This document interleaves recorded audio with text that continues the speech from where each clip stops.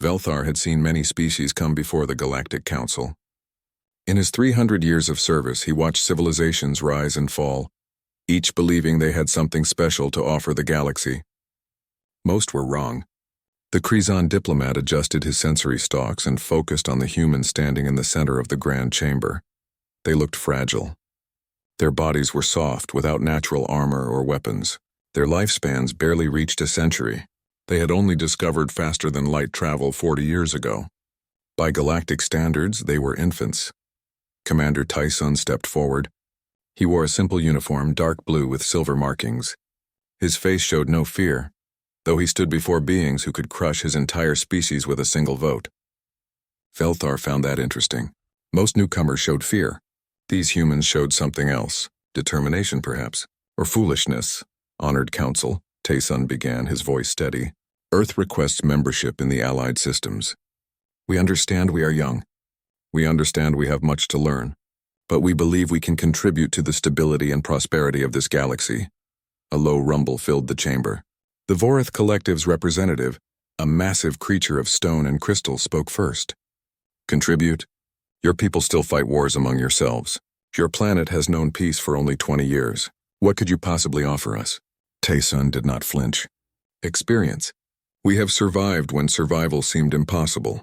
We have adapted to every environment our world could throw at us. We have learned to work together despite our differences. These skills, we believe, have value. Next to Tyson stood Dr. Hana, a woman with sharp eyes and graying hair. She carried a data tablet, though Velthar suspected she had memorized everything on it. When the council gave her permission to speak, she approached the central display. We have studied your histories, Hana said. Every species here went through a unification period.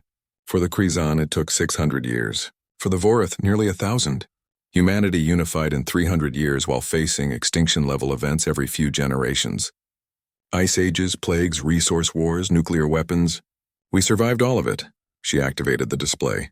Images of Earth flashed across the chamber. Cities rebuilt from ruins, forests regrown from wastelands, oceans cleaned of pollution. We specialize in adaptation, in finding solutions when none seem to exist, in refusing to give up. The synthetic concordate's representative, a being of pure energy contained in a crystalline matrix, pulsed with what Velthar recognized as amusement. Stubbornness is not a virtue. It is often stupidity wearing a brave face. Captain Jiwan, the third human, spoke up. She was younger than the others, her uniform marked with pilot insignia. Perhaps. But that stubbornness built interstellar ships from a species that barely had satellites a century ago. That stubbornness brought us here, to request partnership with those who view us as children. Velthar made notes on his recording device. The humans were eloquent, he would give them that. But eloquence did not equal readiness. The galaxy was dangerous. Ancient threats lurked in the dark spaces between stars. Species needed more than determination to survive. They needed wisdom that came only with time. The council deliberated for 2 hours. Velthar watched the humans wait in silence. They did not fidget or show anxiety. They simply stood patient and ready. Another interesting observation. Finally, the council reached its decision. The Vorith representative spoke the words that Velthar had expected. Humanity's petition is denied. Your species shows promise, but you are not yet ready for the responsibilities of membership. Your volatile nature and limited wisdom pose risks we cannot accept. You may reapply in 50 years. Velthar watched Tyson's face carefully. He expected anger, perhaps disappointment. Instead, he saw acceptance and something else. A hardening around the eyes. A slight nod as if the commander had expected this outcome. We understand, Tyson said. Thank you for your consideration. The humans turned to leave. They moved with military precision, back straight, heads high. Velthar found himself respecting that at least. They did not beg. They did not protest. They simply accepted and moved forward. The council was preparing to adjourn when the alarms began. Red light flooded the chamber. Velthar's communication implant activated immediately, flooding his consciousness with data. What he saw made his respiratory system seize with fear. The Ravager swarm had awakened. Chaos erupted in the council chamber. Representatives from a dozen species activated their own communication networks, trying to understand what was happening. Velthar pulled up the tactical displays with trembling appendages. The news was worse than he feared. 3 border systems had gone dark. The Ravagers, an ancient threat that had slumbered for 2,000 years, had emerged from the galactic core. Their ships numbered in the thousands. Early reports suggested they were heading toward populated sectors. The Vorith representative's voice boomed over the chaos. Emergency protocols. All council members return to your fleets immediately. We must organize defenses. Velthar saw the humans had stopped near the chamber exit. They stood in a tight group, speaking rapidly to each other. He expected them to flee back to their ship, back to Earth to warn their people. Instead, Tayson approached the council platform. Commander, this is not your concern, the Vorith said. Your people are not members of the Allied systems. Return home. Our sensors picked up the same signals, Tayson replied. Those border systems have populations in the billions. If they fall, the Ravagers will move deeper into the galaxy. Eventually, they will reach Earth. This is everyone's concern. Dr. Hanna was already pulling up data. We have 12 ships in this sector. Nothing compared to your fleets, but we can help with evacuation efforts. Our medical teams can assist with refugees, Captain Jiwan added. The Dawn's Edge is a reconnaissance vessel, fast and hard to detect. We can scout Ravager movements and relay information. The synthetic concordate representative pulsed with an emotion Velthar could not identify. You offer help to a council that just rejected you? Yes, Tayson said simply. Because it is the right thing to do. Velthar made a decision in that moment. He approached his superior, the Krizan council member. I request permission to observe the human forces during the coming conflict. We need to understand how younger species respond to existential threats. This could be valuable data. His superior considered, then agreed. Very well. But keep your distance. Do not interfere. Velthar turned to Tayson. Commander, I will accompany your forces as an observer, if that is acceptable. Tayson studied him for a long moment, then nodded. Welcome aboard, Velthar. Though I warn you, this may be more excitement than you expect. As they rushed toward the docking bays, Velthar noticed something that would stay with him for the rest of his life. While every other species in the council chamber had reacted with fear and confusion to the Ravager threat, the humans had immediately shifted into planning mode. Their fear existed. He could see it in their elevated heart rates and rapid breathing, but they did not let fear control them. They simply began calculating how to fight. Velthar followed the humans onto their ship, wondering if he had just made the wisest or most foolish decision of his long life. The galaxy was about to burn, and these strange, stubborn creatures from a backwater world were running toward the flames.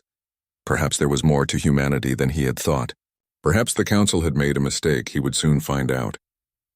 The border systems burned. Velthar watched from the observation deck of the human flagship Indomitable, his sensory stalks processing data streams that made his entire being ache with dread. 3 worlds, each home to billions of lives, now showed nothing but destruction on the scanners. Admiral Hyun stood at the command center, her gray-streaked hair pulled back, her face carved from stone. Around her, human officers worked with focused intensity. Their fingers flew across holographic displays, coordinating ship movements and weapon systems. No panic, no chaos, just precise, controlled action. Velthar had served on many military vessels. He knew the sounds of a well-run ship, but this was different. The humans moved like parts of a single organism, anticipating each other's needs, filling gaps before they appeared. They had been preparing for this their entire lives, he realized. Not for the Ravagers specifically, but for war itself. Admiral, Vorith Battle Group is engaging the enemy at the Kelvin system, one officer reported. They're taking heavy losses. Hyun's expression did not change. Show me. The main display lit up with tactical data. Velthar watched as the Vorith fleet, massive dreadnoughts with weapons that could crack planets, moved into traditional defensive formations around Kelvin Prime. The Ravagers came at them like a swarm of insects, thousands of smaller ships moving in patterns that defied standard tactical doctrine. The Vorith formation collapsed in 18 minutes. They are using the same strategies that worked 2,000 years ago, Velthar said quietly. The Ravagers adapt quickly. By the time the Vorith recognized the threat, it was too late. Then we won't use traditional strategies, Hyun said. She turned to her tactical officer. Sumi, can you give me the unexpected? Engineer Sumi looked up from her station, her young face intense with concentration. Yes, Admiral. I have 3 scenarios ready. None of them are in the standard playbook. Good. Prepare to implement Scenario 2. All ships move to intercept Formation Delta. Velthar checked the formation parameters. His respiratory system seized. Admiral, that formation leaves your flanks exposed. The Ravagers will exploit that weakness immediately. Yes, Hyun said. They will. That is the point. The human fleet moved into position near the Helios system, the next target in the Ravagers' path. 15 human vessels against an estimated 3,000 Ravager ships. The mathematics were simple and horrifying. They're coming, Sumi reported. Ravager advance force detected. 2,000 ships inbound. All ships hold formation, Hyun commanded. Wait for my signal. Velthar wanted to scream at them to run. This was suicide. But he remained silent, watching with a mixture of horror and fascination as the Ravager swarm approached. The alien ships moved like a predator, flowing around obstacles, seeking the exposed flanks exactly as he had predicted. Now, Hyun said calmly. The human ships exploded into motion, but not away from the threat. They accelerated directly into the Ravager formation, breaking it apart from the inside. Weapons fire lit up the void. The humans did not try to outshoot the Ravagers. Instead, they used precision strikes on key vessels, causing chain reactions in the tightly packed swarm. 3 human ships took critical damage in the first minute. Velthar watched their life signs wink out. Hundreds of humans dead in seconds. Yet the remaining ships did not retreat. They pressed harder. Lieutenant Minho's platoon has landed on Helios Prime, another officer reported. They're coordinating ground evacuation. The display switched to show the planet's surface. Cities were burning. Ravager ground forces, twisted biological nightmares, were hunting survivors. And in the middle of that hell, Velthar saw a small force of human soldiers. Lieutenant Minho moved through the chaos with controlled aggression. His soldiers covered civilians as they ran toward transport ships. Velthar watched as Minho himself carried an injured alien child, running through weapons fire without hesitation. Sir, we have civilians pinned down in Sector 7. One of Minho's soldiers reported over the communication channel. Ravager forces between us and them. Then we go through the Ravagers, Minho replied. His voice carried absolute certainty. No one gets left behind. Velthar accessed the tactical analysis. The route to Sector 7 had a 93% casualty probability. The humans knew this. He could see it in their biometric data, their elevated stress hormones. They understood they were likely going to die. They went anyway.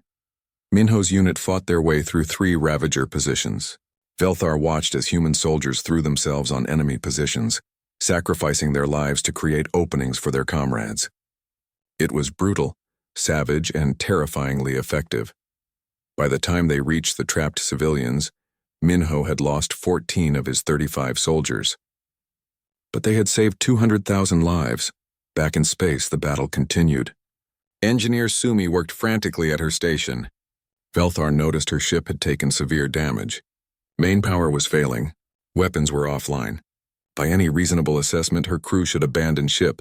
Sumi, what are you doing? Admiral Hyun's voice came through the communication channel. Something stupid, probably, Sumi replied. Her hands moved across her controls with desperate speed. Admiral, I can overload our reactor. Turn this ship into a weapon. There is a Ravager hive vessel at coordinates Delta 7. If I can reach it before the reactor goes critical, I can take it out.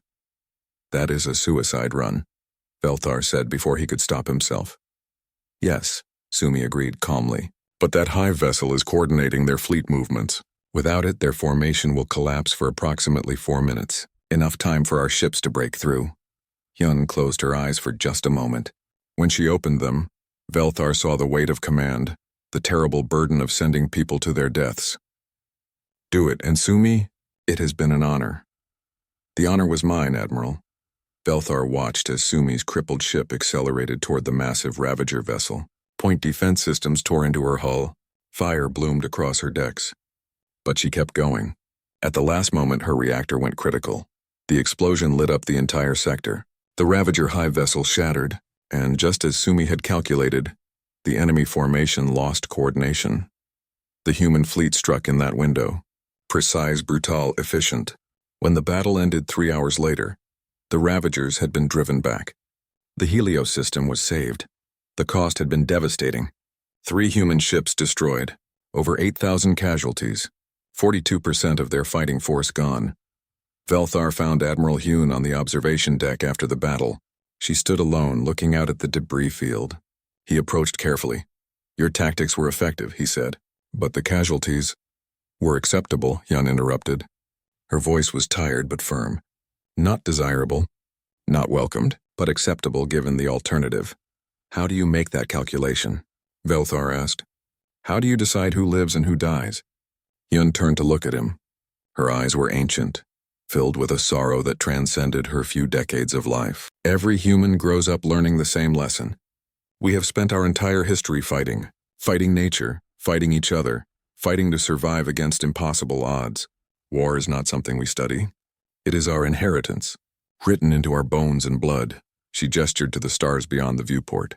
"My ancestors fought with rocks and sticks, then swords and spears, then guns and bombs, then missiles and lasers. The tools changed, but the fundamental truth remained. Sometimes to save lives you must be willing to spend lives. Sometimes to protect the many, the few must sacrifice everything." "That is a harsh philosophy," Velthar said. "Yes," Hune agreed, "but it is an honest one. We do not pretend war is noble. We do not glorify death. We simply understand that when the choice is between standing and falling, between fighting and dying, we choose to stand. We choose to fight, no matter the cost." Velthar thought about the 3 allied fleets that had fallen before the humans arrived, fleets that had followed standard doctrine, that had tried to minimize casualties through careful planning, fleets that had been destroyed because they hesitated. The humans had not hesitated. They had calculated the cost, accepted it, and paid it without flinching. "The Council was wrong about you," Velthar said quietly. Hune smiled, a sad expression. "Perhaps, but we are not here to prove them wrong. We are here because it is the right thing to do." She walked away, leaving Velthar alone with his thoughts. Somewhere in the distance, rescue ships were pulling survivors from the wreckage. Human medical teams were already treating the wounded, both their own and alien alike.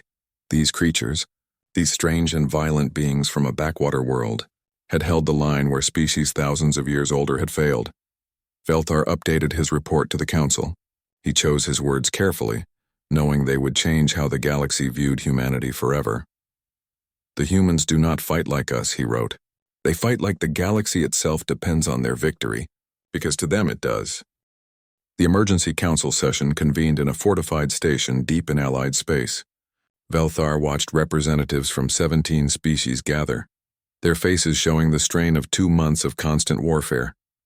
The Ravagers had pushed deeper into the galaxy, consuming world after world. Billions had died. Entire civilizations had been erased.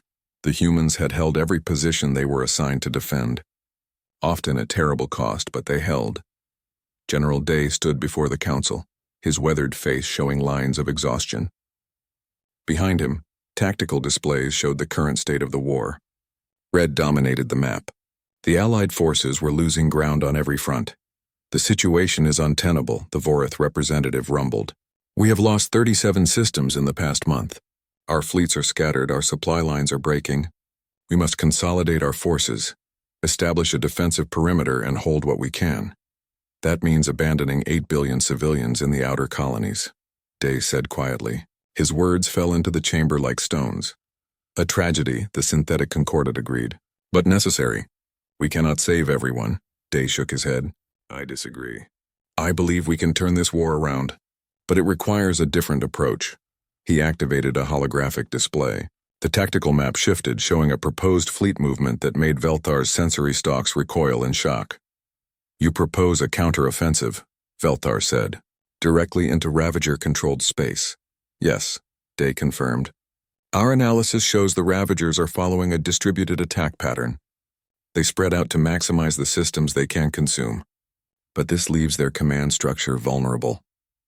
If we strike here, we can disrupt their coordination, force them to consolidate, buy time for evacuations and reinforcements. It is suicide, the Vorith representative stated flatly. You would need to penetrate deep into hostile territory, survive long enough to identify and destroy their command nodes, then fight your way back out. The casualty projections are unacceptable. The casualty projections for doing nothing are worse, Day replied. We run the numbers every day. If we continue current strategies, we lose the war in 6 months. If we try this, we have a 43% chance of success. 43.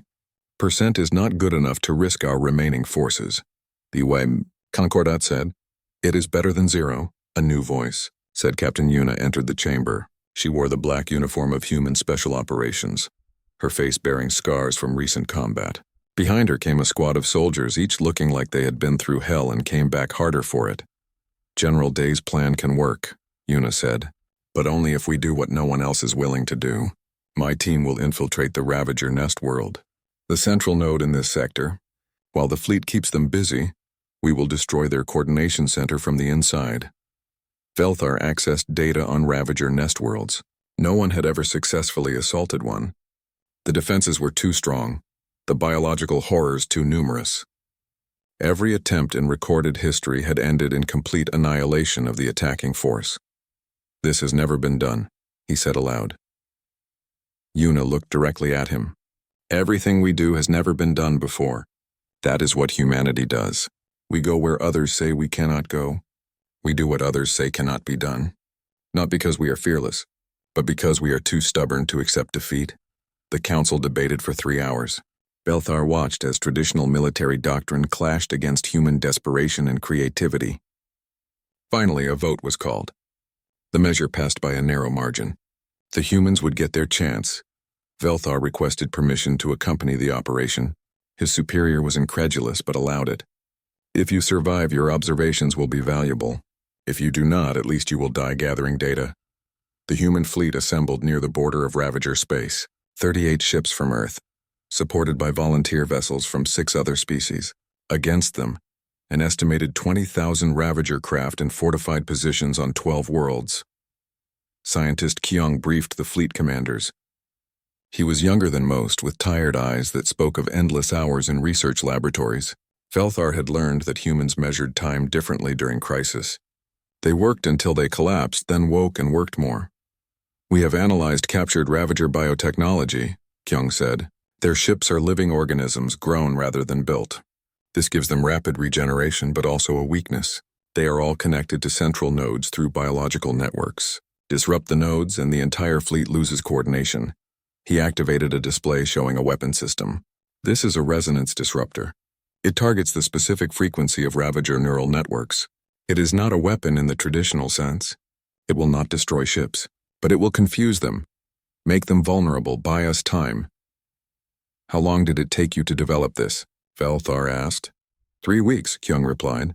We started with the basic science your people discovered 200 years ago. We adapted it, weaponized it, and built working prototypes. When survival is at stake, development timelines become flexible. 3 weeks. The Krizan had spent decades analyzing Ravager biology without developing practical applications. The humans had done it in less than a month. The fleet entered Ravager space. The response was immediate and overwhelming. Thousands of enemy vessels swarmed toward them. General Day's strategy unfolded like a complicated dance. The human ships retreated, seemingly in panic. The Ravagers pursued, drawn deeper into the trap. Velthar watched from the command ship as human vessels took damage, fell back, regrouped, and struck again. They were not fighting to win individual battles. They were fighting to control the flow of the war, to guide enemy movements, to create the conditions for victory. They are learning, Day said quietly. Velthar realized the general was speaking to him. The Ravagers. They adapt to our tactics within hours. We have to stay ahead of them, predict what they will learn and adjust before they do. It is exhausting. Like playing chess against an opponent who sees every move you make. Yet you are winning, Velthar observed. We are surviving, Day corrected. There is a difference. The fleet fought for 7 days straight. Velthar watched in amazement as human crews worked past the point of exhaustion, held together by stimulants and sheer willpower. They ate at their stations, slept in brief shifts, and kept fighting. Meanwhile, Captain Yuna and her team approached the nest world. Velthar monitored their progress through encrypted channels. The infiltration was brutal. Yuna's squad of 24 soldiers fought through nightmare terrain, battling creatures that should have killed them a dozen times over. They lost soldiers one by one, but they kept advancing. Target acquired, Yuna's voice came through, distorted by interference. Beginning assault on central node. If we do not report back, tell our families we chose this. We chose to stand, the communication cut out. For 3 agonizing hours there was no word. The fleet continued its feint, drawing more Ravager forces away from the nest world. Casualties mounted. Velthar watched as another human ship exploded, taking 500 souls with it. Then, suddenly, the Ravager fleet stopped coordinating. Their movements became random, confused. Ships collided with each other. Formations broke apart. "The central node is down," Day said, his voice carrying restrained triumph. "Unit did it. All ships execute attack pattern Omega. We will not waste this opportunity." The human fleet struck with precision. They had been studying Ravager patterns for months, learning, adapting. Now they used that knowledge. What had seemed like a suicide mission became a calculated strike that shattered the enemy coordination. Rescue ships reached the nest world's surface. Only 7 of Yuna's team survived. They had succeeded against impossible odds, but the cost had been devastating. A week later, formal communication arrived from the Galactic Council. They had witnessed the battle through long-range sensors and Velthar's continuous reports. The message was brief but carried immense weight. Earth was granted full membership in the Allied systems. Furthermore, the Council requested that General Day assume command of the combined Allied forces. Velthar found himself on the observation deck with Day after the announcement. The general looked older, worn down by the weight of command. "You will be responsible for trillions of lives," Velthar said. "Entire species will depend on your decisions." "I know," Day replied. "It terrifies me. Yet you accept. Because someone must. Because if I refuse, someone else will bear this burden. And I will not ask others to carry weight I am unwilling to shoulder myself." Velthar thought about the past 2 months.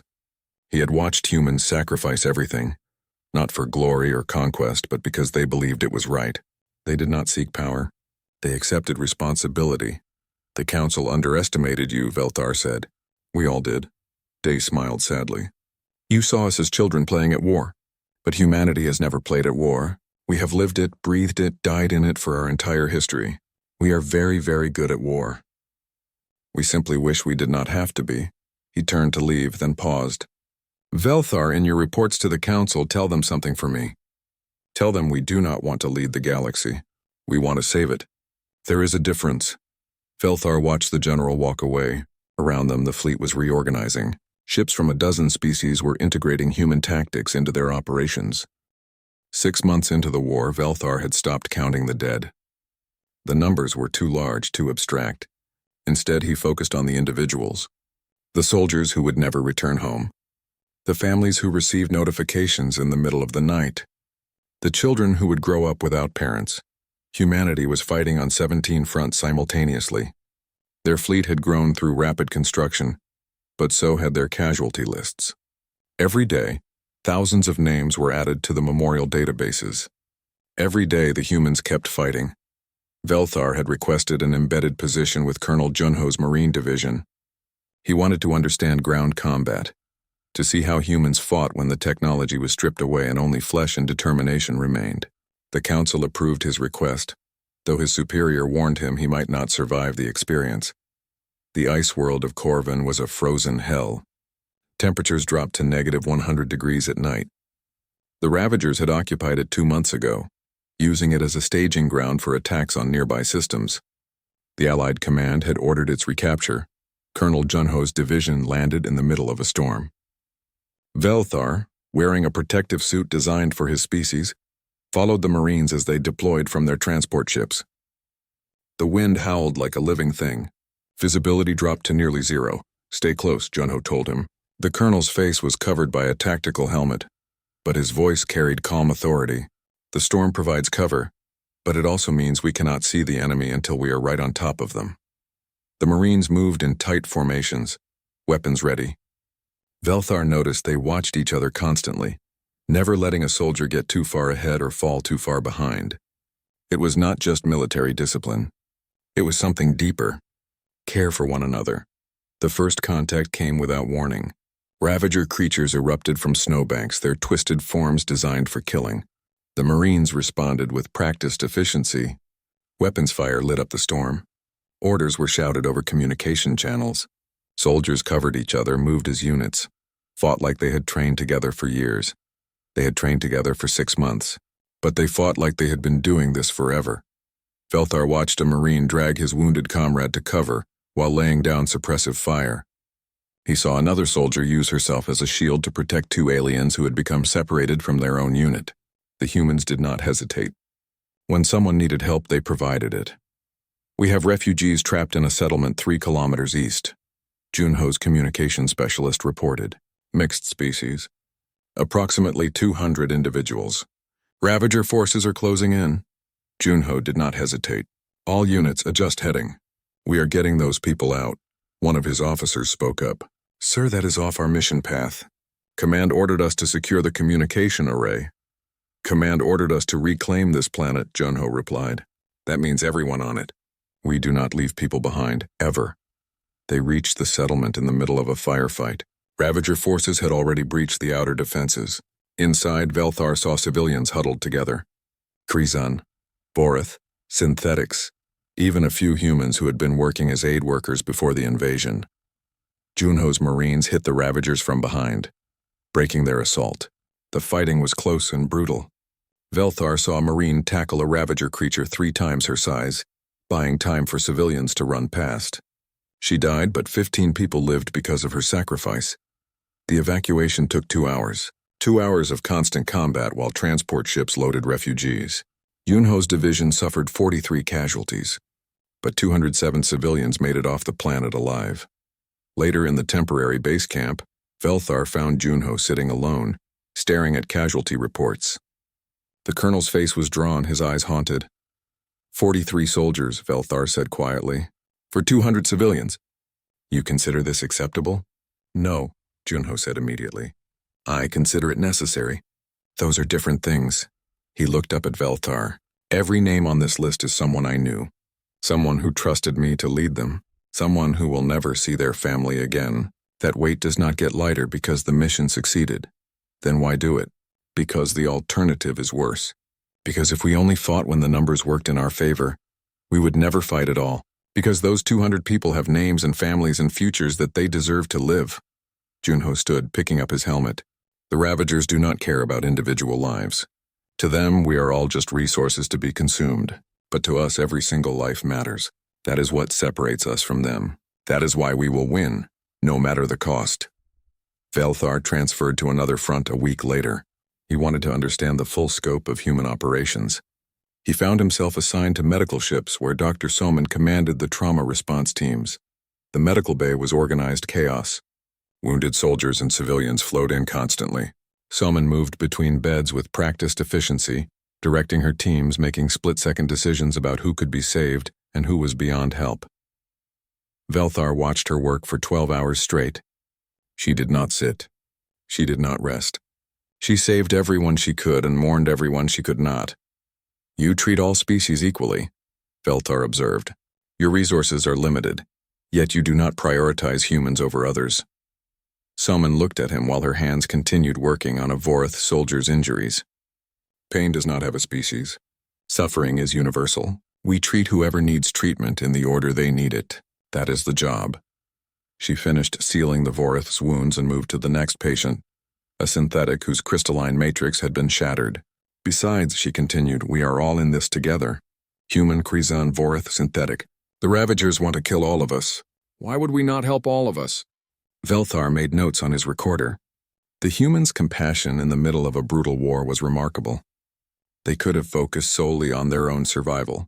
Instead, they treated every life as valuable. He rotated to diplomatic operations next. Commander Nari was negotiating with neutral systems, trying to bring more allies into the coalition. Velthar accompanied her to the Kelvar Confederacy, a loose alliance of merchant worlds that had remained neutral. The Kelvar leadership was skeptical. "Why should we join this war?" their speaker asked.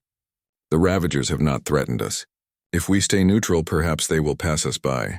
Nari did not sugarcoat her response. "The Ravagers do not recognize neutrality. They consume everything in their path. You can join us now and have allies when they arrive. Or you can wait and face them alone. Those are your options. And if we join you, what do we gain?" "Survival," Nari said simply. "Nothing more, nothing less. We cannot offer you wealth or power or special privileges. We can offer you a chance to keep existing, to keep your children safe, to have a future. The Kelvar debated for days. Finally, they agreed. 12 systems joined the Allied forces. It was not because of promises or threats. It was because Nari had been honest about the stakes. Belthar watched as human diplomacy succeeded, where traditional methods had failed. The humans did not manipulate or deceive. They presented facts and let others make informed choices. It was refreshingly direct. He found himself back on a combat vessel for one final observation. A human platoon was assigned to hold a mountain pass on the planet Grentok. The pass was the only route for civilian evacuation ships to reach the spaceport. If it fell, thousands would die. Belthar watched as the platoon of 42 soldiers dug in. They had 3 days of supplies and faced an estimated Ravager force 10 times their size. The mathematics were simple and brutal. The Ravagers came on the second day. Wave after wave of creatures driven by hunger and instinct. The humans held. They used the terrain, their knowledge of tactics, their weapons, and ultimately their bodies to create a wall the Ravagers could not cross. Belthar recorded everything. He saw soldiers fight until their ammunition ran out, then use knives and bare hands. He saw them drag wounded comrades to cover while exposing themselves to enemy fire. He saw them refuse to retreat even when retreat was the only logical option. The pass held for 3 days. When relief forces finally arrived, only 2 soldiers were still alive. But behind them, 12,000 civilians had escaped to safety. Belthar visited one of the survivors in the medical bay. The young soldier's name was Jay. He was barely 20 years old, covered in bandages, staring at the ceiling. "Why did you not retreat?" Belthar asked. "You could have fallen back, regrouped, lived to fight another day." Jay turned to look at him. His eyes were older than his years. "Because there were people behind us who needed time to escape. Because if we left, they would have died. Because sometimes the only choice is to stand. Even if standing means dying. Especially then," Jay said quietly. "Anyone can stand when victory is certain. It takes something more to stand when defeat is inevitable but necessary." Belthar left the medical bay and found a quiet observation deck. He had been documenting human operations for 6 months. He had seen them at their best and their worst. He had watched them sacrifice and struggle and refuse to give up. The galaxy had gone to war thinking humans were young and inexperienced. But Belthar had learned the truth. Humans were not young. They carried the weight of thousands of years of conflict in their genes.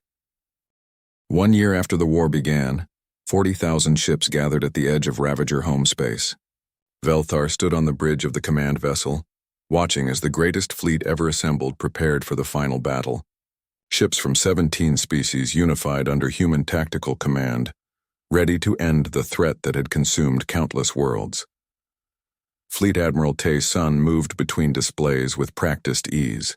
The young commander who had stood before the council a year ago was gone.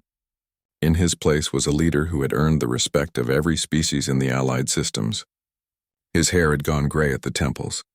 His face carried lines that spoke of difficult decisions and sleepless nights.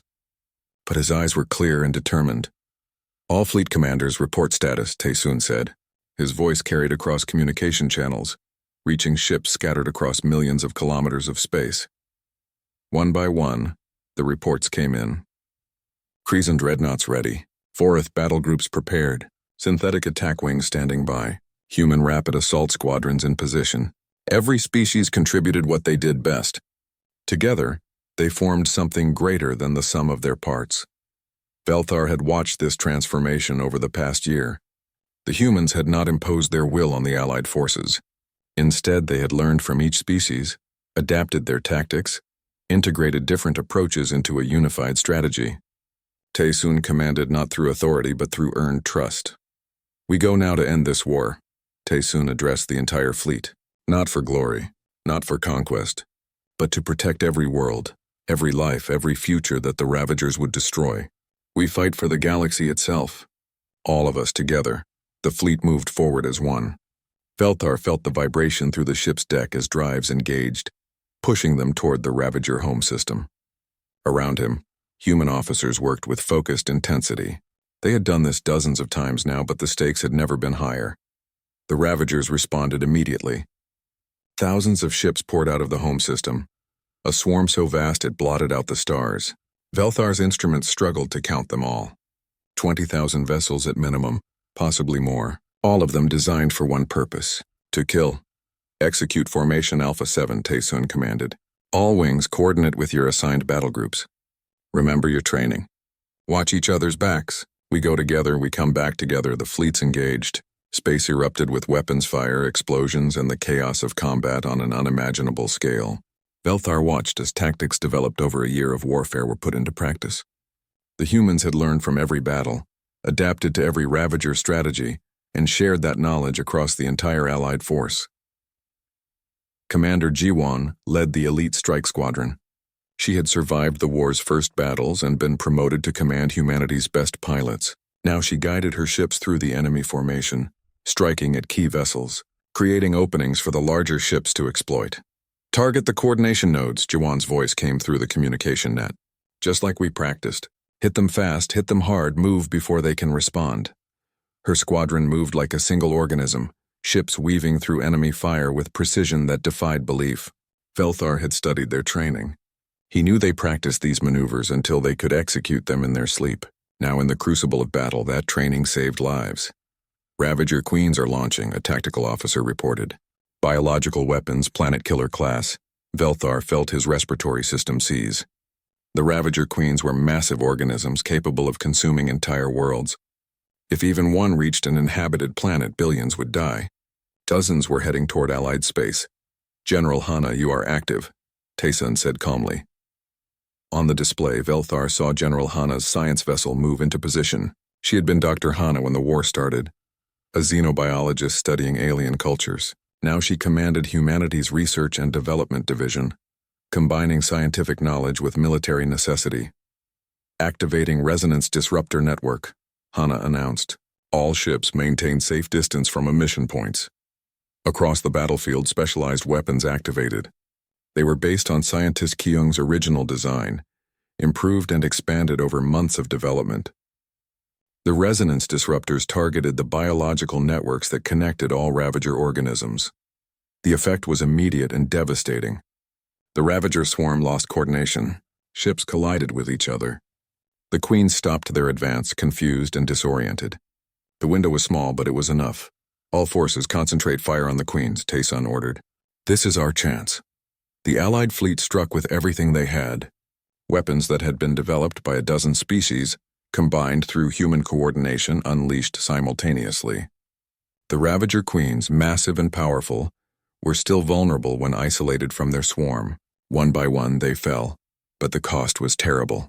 Velthar watched ships explode, life signs wink out, entire crews lost in seconds. The human casualty reports climbed steadily. 5,000 dead, 10,000, 15,000. The numbers kept rising. Sir, Jiwon's squadron is cut off, one officer reported. Ravager forces have surrounded them. They need immediate support or they will be overrun. Taesun did not hesitate. Redirect Battle Group 7 to their position. We do not leave anyone behind. The rescue succeeded, but 3 more ships were lost in the process. 700 lives spent to save 300. By pure mathematics, it was inefficient. But Velthar understood now that humans did not fight by pure mathematics. The battle raged for 18 hours. Velthar watched as human crews worked past exhaustion, held together by training and determination. He saw officers making impossible choices, weighing lives against lives, knowing that every decision would haunt them forever. Finally, the Ravager home system's defenses began to collapse. The Allied fleet pushed deeper, targeting the central hive structures where the Ravager Queens bred and coordinated. These were the source of the swarm, the heart of the threat. General Hana deployed the final weapon. It was not a bomb or a missile. It was a genetic virus designed specifically to target Ravager biology. It would not kill them immediately. Instead, it would break their ability to reproduce, to create new swarms to threaten the galaxy ever again. Deploying payload, Hana said quietly. May we be forgiven for what we do today. The virus spread through the Ravager hive structures. Within hours, the effect was clear. The swarm was dying. Not through violence, but through the simple inability to continue existing. Velthar felt a strange mixture of relief and sadness. The threat was ended, but a species, however terrible, was being driven to extinction. The humans had done what was necessary, but they took no joy in it. All forces cease fire, Taesun commanded. The war is over. Begin search and rescue operations. Priority to wounded personnel, all species. Let us save everyone we can. The fleet fell silent. After a year of constant warfare, the sudden absence of combat felt surreal. Velthar watched as human rescue ships immediately began searching for survivors, pulling them from damaged vessels, treating their wounds without regard for species. The cost of victory was calculated in the following days. 30% of human forces were casualties. Over 200,000 soldiers, sailors, and support personnel dead. Tens of thousands more wounded, many permanently disabled. Entire families wiped out. Communities devastated. Velthar attended the memorial services held on human ships. He watched as names were read, each one a person who would never return home. The humans did not celebrate their victory. They mourned their dead and honored their sacrifice. The Galactic Council convened to address the post-war galaxy. Velthar attended, standing beside the human delegation. The chamber was different now.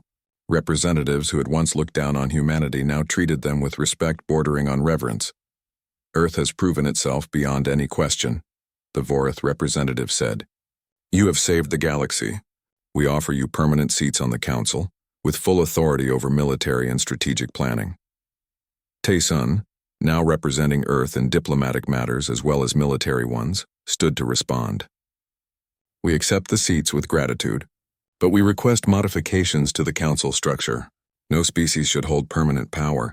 We propose rotating seats, limited terms, and democratic procedures for major decisions. The chamber fell silent. Velthar understood the shock. The humans had earned the right to dominate the council. Instead, they were requesting limitations on their own power. You would restrict yourselves? The synthetic concordant asked. After everything you have sacrificed? Especially after everything we have sacrificed, Tae-sun replied. We have learned the cost of power. We have seen what happens when any group believes they are above question. We do not want to rule the galaxy. We want to protect it. That requires accountability, not authority. The council debated for weeks. Finally, they agreed to Earth's proposals. The post-war galaxy would be built on principles of shared power and mutual accountability. Humanity had reshaped not just the military structure, but the political foundation of the Allied systems. Velthar found himself meeting with Admiral Tae-sun one final time before returning to Krizan space. They stood on an observation deck, looking out at the reconstruction efforts. Ships moved between worlds carrying supplies, personnel, hope for the future,